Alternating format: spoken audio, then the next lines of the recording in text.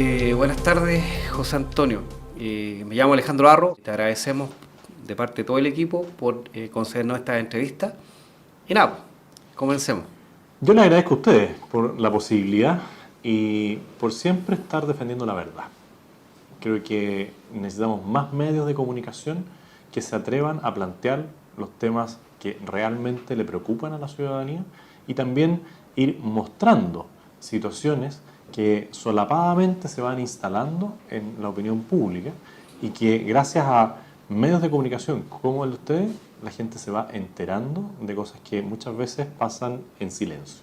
Bueno, la primera pregunta va más o menos hilada y apuntada a ello.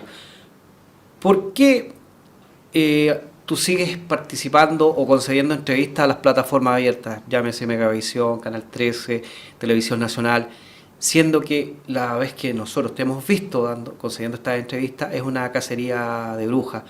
Es algo que no se te pregunta por la contingencia del país, no se te pregunta cuáles serían tus reformas para restaurar, para mejorar, para ver la mejor calidad de vida de nuestra gente.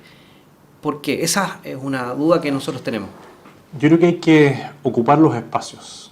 Y yo tengo claro muchas veces que en estas entrevistas hay un sesgo ideológico muy claro de parte de los periodistas que usan esa plataforma para transmitir un mensaje muy tendencioso desde el punto de vista político y tratan de aparecer algunos de ellos como personas que están por sobre el bien y el mal. Pero después de estos programas lo que ha sucedido es que la gente, la opinión pública, también se empieza a dar cuenta de que ese periodista o esa periodista tienen una línea política. Y eso hay que ir mostrándolo. Y la única manera de mostrarlo es ir una y otra vez a los programas donde preguntan una y otra vez lo mismo, donde claramente a ellos no les interesa mostrar otra faceta de lo que uno hace en política, que es mucho más amplio que los temas que generalmente ocupan el debate que ellos instalan. Y a través después de las redes sociales nosotros vamos mostrando ese contraste.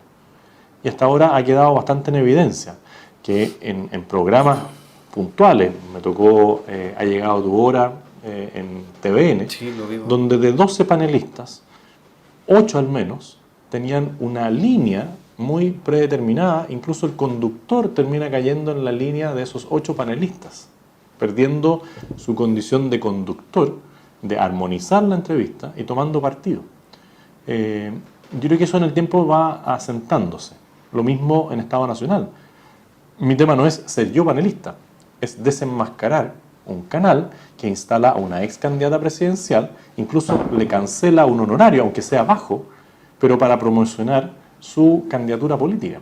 Eso no corresponde. Ella puede ser invitada como un panelista para exponer, pero ella ya perdió su condición de periodista o de comentarista, y si va a ella, bueno, deberían tener a alguien al frente, cualquiera sea, pero que pueda contradecir sus opiniones.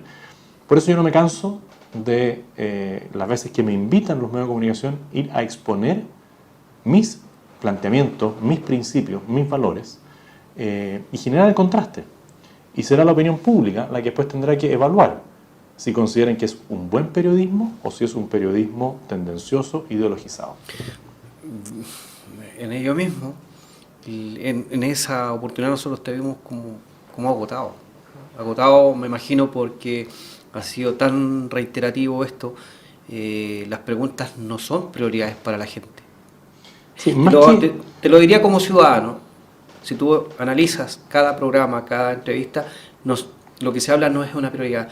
La ideología de género no es una prioridad para nuestro país, no es lo que va a generar una política de mejoras para los ancianos, para los jubilados, para la salud, para la educación. Eso no es así. Entonces esto se ha tornado en algo que se desperfiló totalmente. Bueno, más que agotado, hay días en que uno tiene una cantidad de actividades importantes, porque yo siempre he sido muy activo. Y cuando uno se compromete con ciertas reuniones y después aparece un programa, cuesta mucho suspender, porque otras personas dicen, bueno, pero ¿qué es más importante, yo o el programa de televisión? Entonces uno no siempre logra adecuar la agenda cuando recibe una invitación como esta. Ese día yo tuve una agenda muy intensa en la quinta región, volví al programa, se suponía que era un programa un poquito más distendido, y claramente fue un programa donde muchos de los panelistas o de los expositores tenían una línea editorial muy predeterminada. Pero no me canso de ir. Y sí creo que nos faltan más liderazgos políticos.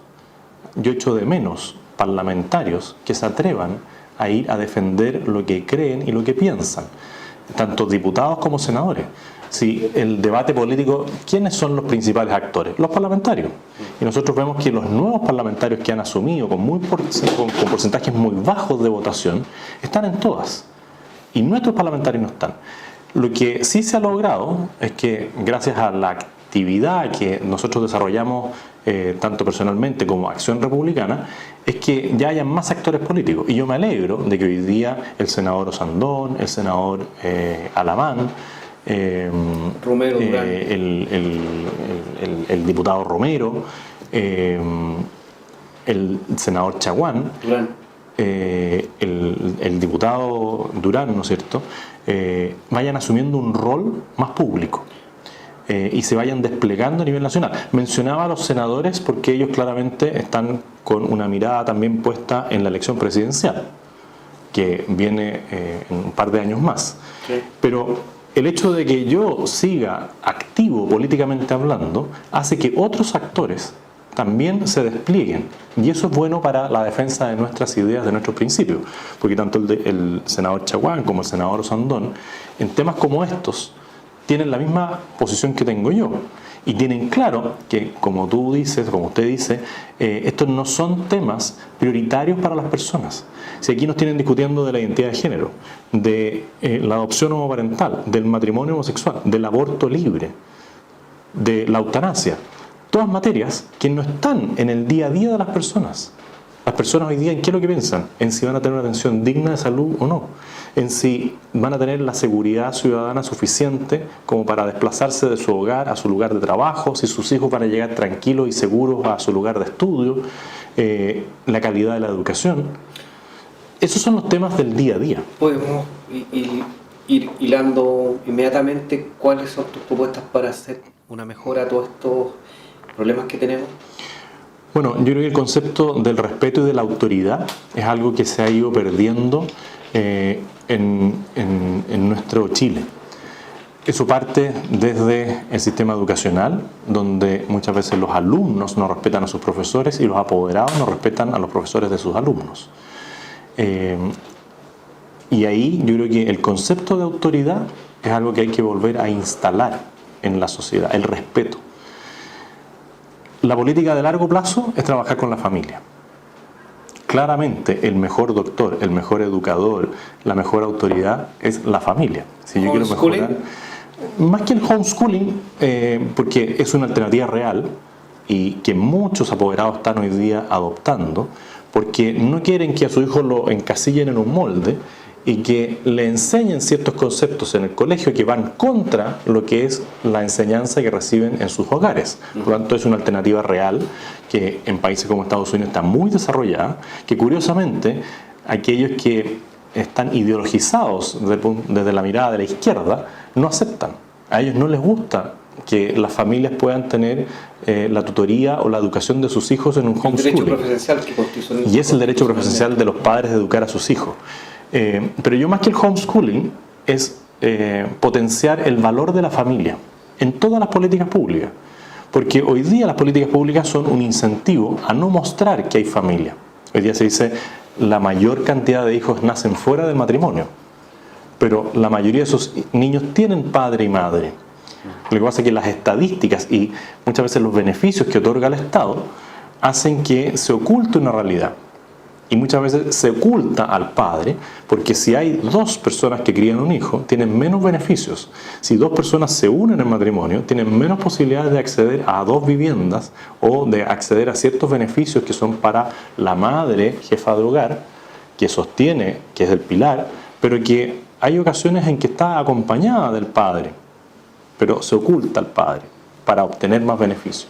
Por eso la mejor receta para el desarrollo sano de una sociedad es fortalecer la familia. es fortalecer la unión del hombre con la mujer en su vida en pareja. Entonces tú me dices, bueno, ¿cuáles son la política que sustenta todo? Es fortalecer la familia. De ahí uno puede abordar el tema de la seguridad ciudadana. Aquí no es que se necesiten más carabineros, se necesitan mejores carabineros y respeto de la autoridad política a la institución de carabineros, y eso hace que la gente también empiece a respetar más la institución de carabineros, la policía de investigaciones y también el área de gendarmería. Tú haces hincapié, y que vamos a concordar siempre las personas con sentido común, creo, es que el pilar fundamental de nuestra sociedad está basado en la familia. Ahora el tema está, tú dices, sí, inculcar valores, ¿cierto? Apoyar mucho ellos, pero ¿qué hacemos si tenemos intervenido en este momento todos los establecimientos educacionales? Están totalmente intervenidos e inyectados con este veneno que se llama ideología. Bueno, ahí ustedes acertaron y develaron una situación que estaba ocurriendo. ¿A quiénes hay que despertar? A los padres. Si los padres muchas veces no tienen la preocupación o la dedicación suficiente a sus hijos. Todos daríamos la vida por nuestros hijos, pero en el día a día nos come el trabajo, nos come el hobby, nos comen los amigos, nos va absorbiendo el día a día, y el menor tiempo lo dedicamos a nuestros hijos. Y muchas veces el estar con nuestros hijos es ver un programa de televisión, es hacer un juego, pero no nos preocupamos de lo que va en la mochila del hijo. No nos preocupamos de su día a día. ¿Cuántos apoderados le preguntan a su hijo cómo estuvo el día? ¿Cómo estuvo el recreo? ¿Cómo lo pasó? Si hubo alguna situación de bullying. ¿Cuántos padres le preguntan a sus hijos si a través de las redes sociales le hacen bullying? Porque también vemos que los padres guardan celosamente su celular, y los hijos generalmente no tienen acceso al celular de los padres, y el hijo dice, bueno, si yo no tengo acceso al celular de mi padre, tampoco él va a tener acceso al mío. Y se van generando como mundos apartes, que conviven, que se llevan bien, pero no hay una preocupación al detalle de lo que le está pasando a la persona más importante en mi vida, que es mi hijo. Y ahí ustedes ponen sobre la mesa del hogar, un tema de debate y de discusión. ¿Qué libros está leyendo mi hijo? Y lo que ustedes lograron a través de ese video fue viralizar, fue comunicarle a toda la sociedad que algo estaba ocurriendo al interior de la sala de clase que los papás no sabían. Y el llamado ahí es a los apoderados, es decir, bueno, ¿cuántos de nosotros hemos aceptado ser delegados de curso? ¿Cuántos de nosotros hemos aceptado ser dirigentes del centro de padres y apoderados? Muchas personas pasan de largo y dicen, tengo tantas cosas que no me puedo preocupar de esto adicional. Si los padres van despertando, bueno, el colegio no va a poder imponer la educación que viene predeterminada por ciertos actores que no fueron electos por nadie. Porque yo elijo un gobierno, yo elijo un parlamento, pero hay muchos funcionarios, burócratas que están enquistados, en este caso en el Ministerio de Educación, que claramente están ahí con un objetivo ideológico, no de bien común. Sí, el bien común debería permitir diversidad de proyectos educativos, cosa que hoy día el Estado trata de impedir. Si eso es lo que Mira, está claro que los padres son los primeros responsables, ¿cierto? Son la primera barrera de contención de nuestros hijos, para protegerlos y estar siempre totalmente conectados y saber qué está pasando. Pero mi pregunta, y me gustaría que fueras más concreto, ¿cuál sería la solución? Porque aquí estamos viendo ya un problema que es endémico. O sea, yo podría dar la solución si hubiese sido electo presidente. Yo claramente habría revisado y retirado mucho del material que hoy día está a disposición de menores de edad por parte del ministerio. Tenemos este libro, por ejemplo, que yo, si no hubiese sido por el programa de ustedes, no habría tenido conocimiento, porque ya no tengo hijos en ese nivel escolar. Pero hay todo un esquema de trabajo que el móvil impuso, que es un maletín. Sí. O el libro Nicolás tiene dos papás, que tendrán que ser los apoderados los que digan si quieren ese libro para la enseñanza de sus hijos. Pero esto se instala, no se le consulta a los papás y se impone. Y ahí el ministerio tiene que tener un rol de fiscalización. Yo hubiese asumido, ya sea como ministro de Educación o como presidente... En un escenario ficticio, ¿qué medidas hubieses tomado tú? Lo primero, revisar todos los textos escolares que están hoy día en manos de los jóvenes, no solamente por un tema como este, sino también por la veracidad histórica de los textos escolares. Hay textos escolares en área de historia donde se le pide opinión a parlamentarios en ejercicio. Y uno diría, bueno, ¿vamos a hacer historia o vamos a hacer política? Por lo tanto, una medida que yo adoptaría, ya sea en un cargo ministerial, un ejercicio de una eventual presidencia, sería revisar los textos escolares y exponerlos públicamente. Porque lo que falta en el gobierno es carácter.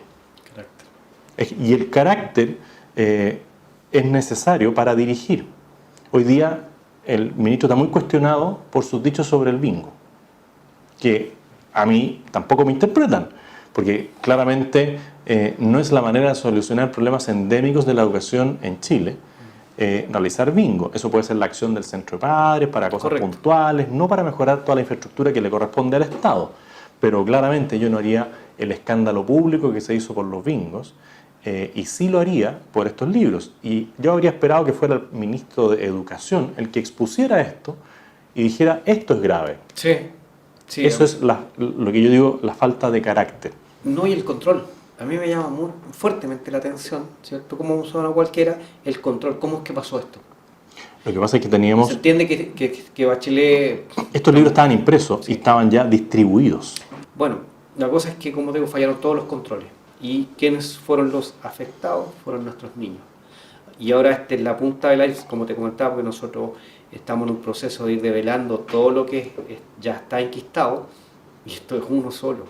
La semana pasada, el viernes pasado, nosotros hicimos la parte 2, pero imagínate que el tiempo no nos da, porque el programa duró 1 hora 30, 1 hora 40, y solamente pudimos desglosar y analizar un solo manual, que Carolina es experta, ella ha analizado casi todos los manuales.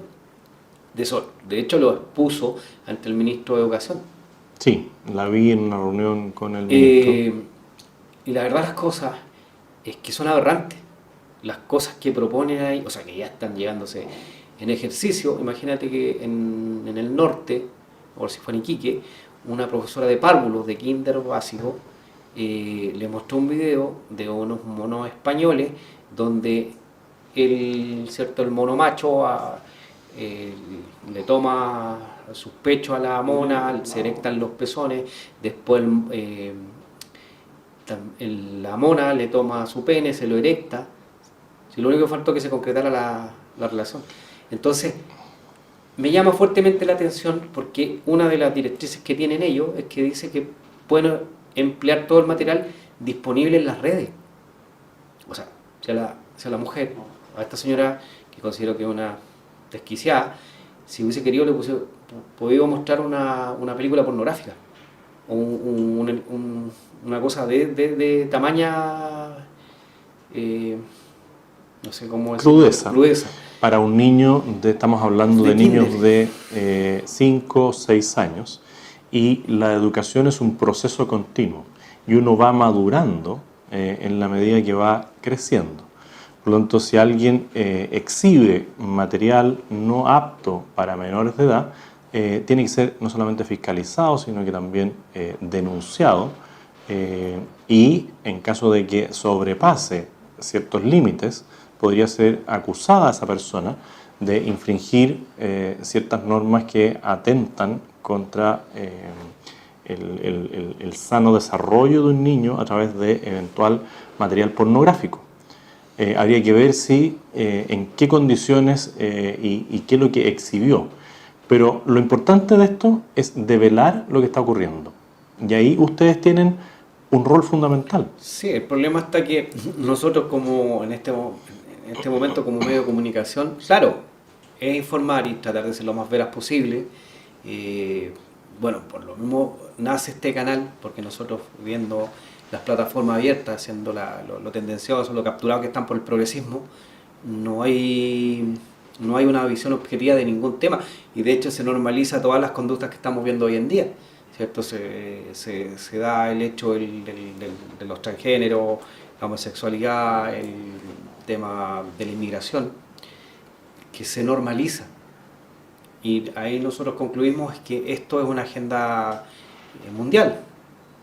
En muchos de estos temas, claramente, hay una línea ideológica que viene de manera externa a insertarse en los distintos países. Y esto no solamente ocurre en Chile, sino que ocurre en todo el mundo.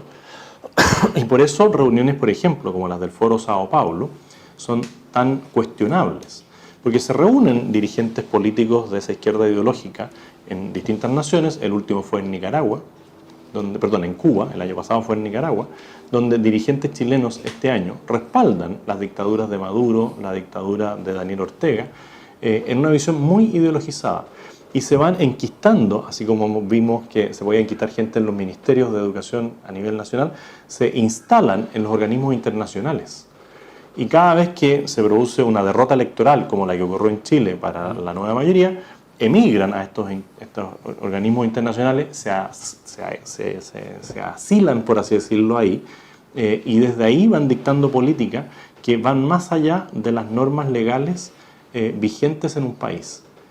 Y eso es grave, porque se empieza a legislar desde el exterior una especie de supraconstitución, de supraleyes que se instalan en un país y que son validadas en algunas ocasiones al interior del país por representantes del poder legislativo, o sea, diputados, senadores, empiezan a hablar como que esto fuera una norma. Y lo más grave es que hay casos en que jueces de la República utilizan esta jurisprudencia externa para fundamentar sus fallos, y eso no corresponde. Y ahí de nuevo nos falta el tema de una sociedad civil más empoderada, más preocupada de ciertos temas y atreviéndose a develarlos. Medios de comunicación como el de ustedes en esto son fundamentales, porque cuando los medios de comunicación masivos no cumplen su rol, hoy día a través de las redes sociales, medios de comunicación que inician como una especie de alternativa de información real y veraz, van conquistando la opinión pública. Y la opinión pública empieza a mirar con mejores ojos a las redes de los medios alternativos veraces que los mismos medios de comunicación habituales que vienen a la baja. Todo lo que es prensa escrita, grandes diarios y televisión, viene a la baja y los medios alternativos van a la alza. Hilando, por ejemplo, en este tema, tú has leído el Foro Sao Paulo, o sea, todos los puntos que tiene, ¿cierto? Lo que pasa es que el Foro Sao Paulo en cada reunión va agregando más... En la del 2009. Sí. Ya, en la del 2009, los procesos que estamos viviendo hoy en día. Está calcado, pero calcado. ¿Y por qué lo hago mención? Porque se acaba de derogar, ¿cierto?, la ley del cobre. Y dentro de ello se menciona, ¿cierto?, el tema que estamos viendo de la ideología de género, la inmigración, y desestabilizar nuestras fuerzas armadas. O sea, debilitarla. Bueno, entonces, hay una agenda mundial. Y eso de a poco se va instalando en los países. Hoy día se va a dar todo este debate de eliminar la ley del cobre, que le otorga una cantidad de recursos determinada a las Fuerzas Armadas. El 10%. Efectivamente. Yo creo que eso es muy riesgoso para la identidad del país, porque nosotros necesitamos Fuerzas Armadas bien preparadas, bien organizadas, bien equipadas para mantener nuestras fronteras.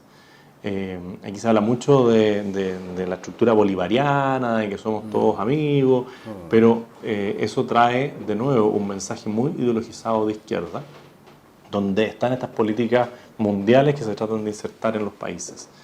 Yo no creo que sea una buena idea lo que se está planteando hoy día. Lo más probable es que se apruebe. Si se aprueba, lo relevante es que se asignen recursos por periodos prolongados, no que se voten año a año en el presupuesto de la nación, porque eso queda sujeto a los vaivenes de la política. ¿Qué pasó con el señor presidente Sebastián Piñera Echeñique? ¿Qué pasó?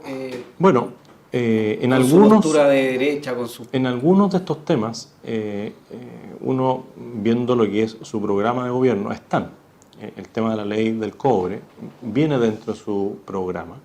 El tema es cuando uno se enfrenta a dos alternativas. Una que era totalmente progresista y sin ninguna línea, que era la del candidato Guillé, y otra ya instalada, que era la de Sebastián Piñera, respaldada por la centro-derecha.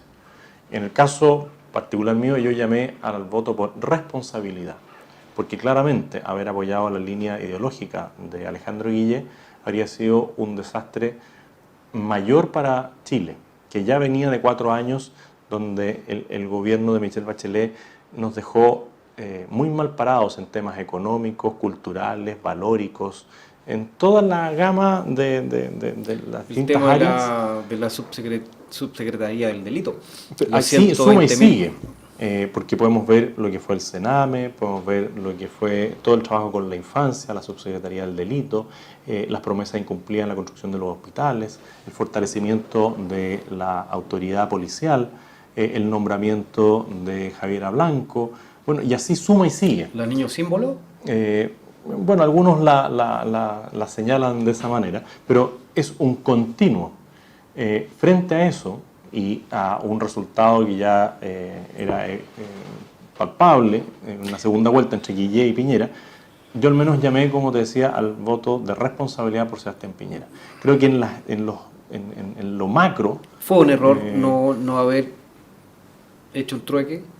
No, porque yo creo que la urgencia nacional era tan alta que cualquier situación de decir yo te apoyo si tú me das esto, no habría estado a la altura de alguien que quiere lo mejor para un país. ¿Qué pasa si me decía que no? ¿O qué pasa si yo me creo dice, que no estaba en la posición de decir que no, según lo que... pero yo creo que uno cuando está en una situación como esa no va con una lista de supermercado a decirle, mire, todo esto es lo que yo exijo. Yo creo que el Frente Amplio había instalado un escenario tal y se dieron las condiciones para que finalmente todos se unieran, porque Marco Enrico Minami, que hablaba de la peor manera de Guillé, se sumó. Sí. El Frente Amplio, que señalaba que jamás iba a votar por alguien de la Concertación, se sumó. O sea, el riesgo país era demasiado alto como para perder 1 o 2 días negociando lo que venía. Yo, a diferencia de otros candidatos, el mismo día cuando vi los resultados, porque el resultado de Sebastián Piñera fue un mal resultado en la primera vuelta, 36%. No, sí, lo recuerdo. Y nosotros sacamos 22, 8%. Sí, 8%. El 22 de... Entonces, si tú sumabas a los otros 6 candidatos, sacaban más votación que nosotros 2. Lo único que revertía eso era darle la energía y la señal a la ciudadanía de que había que unirse porque había un adversario que venía a terminar de concretar la destrucción del país que había iniciado Michelle Bachelet. Por lo tanto, esa es una decisión que uno toma en el momento frente al escenario que está.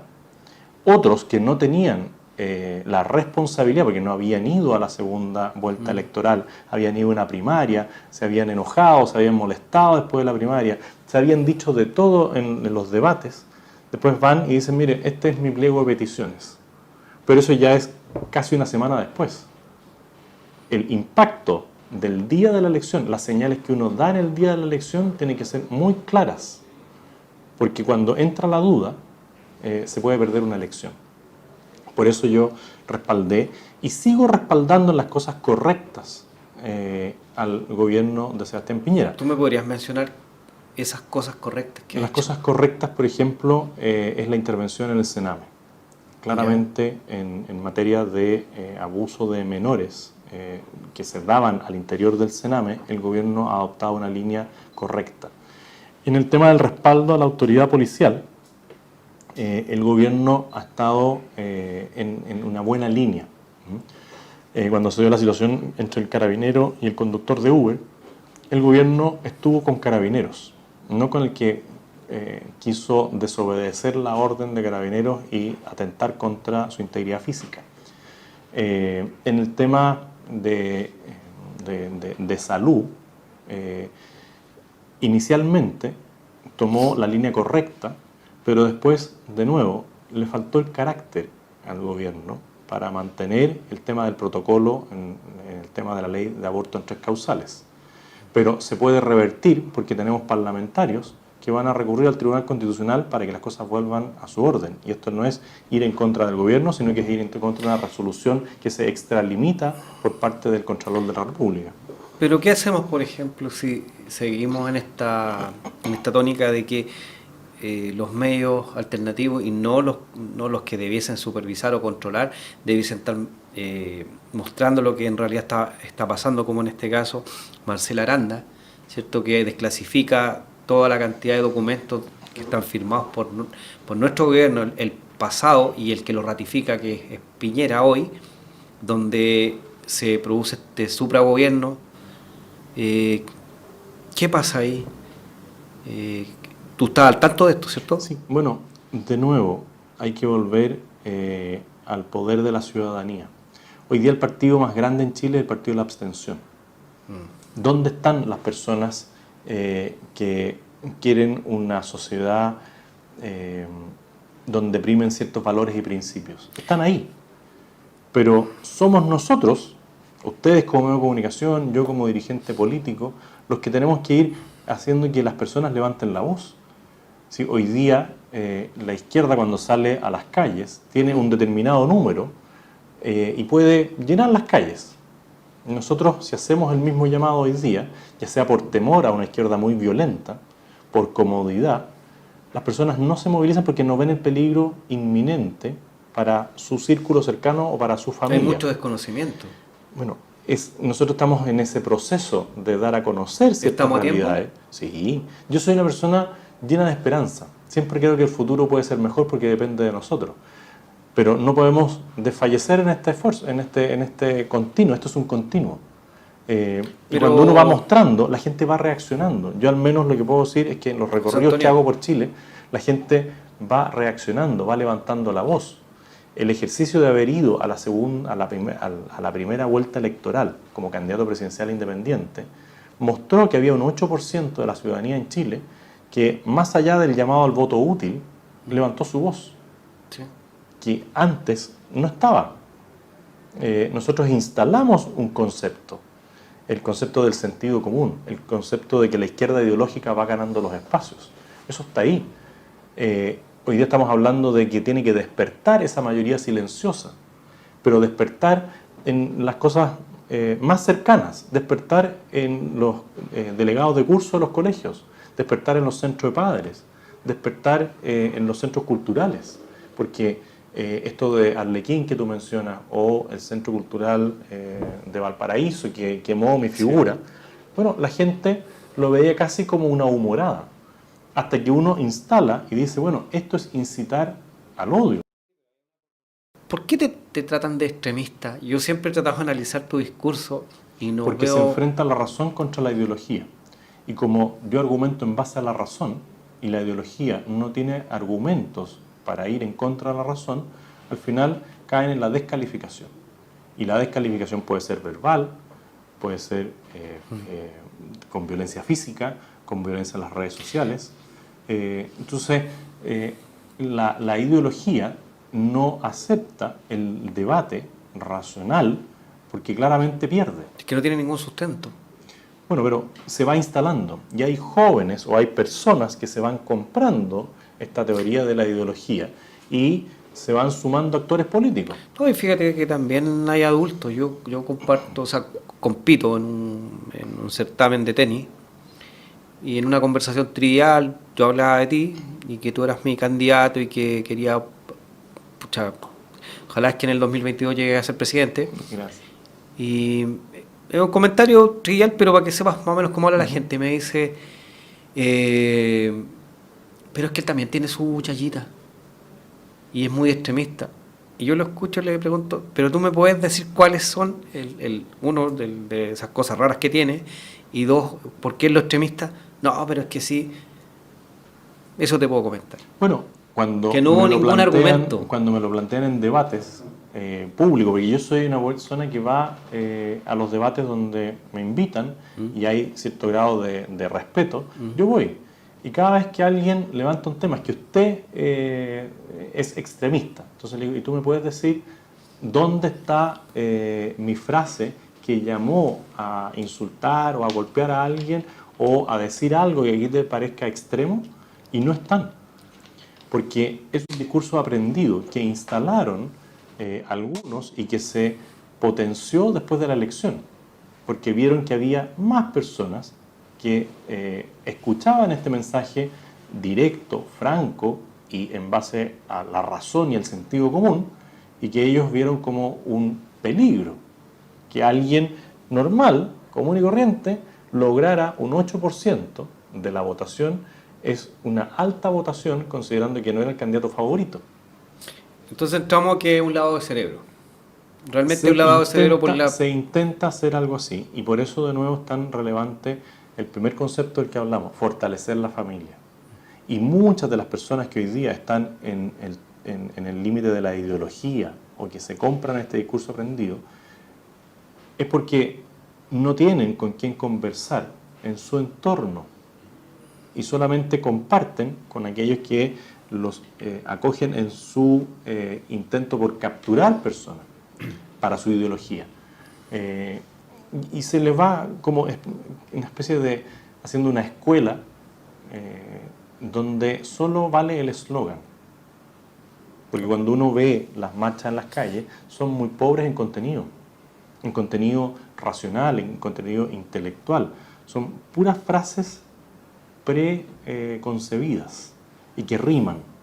Sí. Pero cuando uno entra en la conversación personal con alguna de esas personas, si uno logra que una de esas personas se separe del grupo que va marchando con 30.000 personas y empiece un diálogo, y uno puede empezar a hablar de la seguridad ciudadana, del emprendimiento, de la educación, de la salud, de la carga tributaria, de cualquier tema, la persona se desarma. Salvo que esté demasiado cegada por como dices tú, esta especie de lavado de cerebro. Pero el común de las personas es capaz de sentarse y conversar, salvo cuando hay una situación de masas que hace que él pierda su concepto de persona.